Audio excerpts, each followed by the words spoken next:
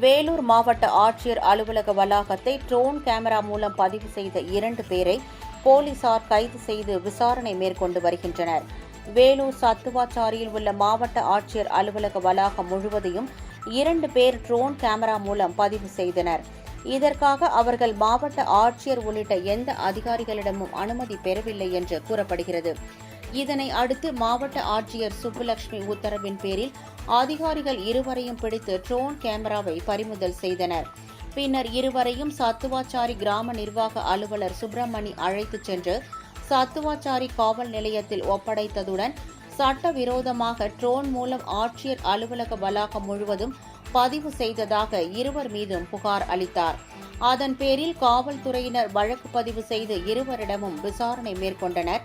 அவர்களில் ஒருவர் கோபிச்செட்டிப்பாளையத்தைச் சேர்ந்த தினேஷ் என்பதும், அவர் காட்பாடி பகுதியில் உள்ள தனியார் நிறுவனம் ஒன்றில் பணியாற்றி வருவதும், மற்றொருவர் ஆலங்காயம் பகுதியைச் சேர்ந்த ஜுலைன் என்பதும் தெரியவந்தது.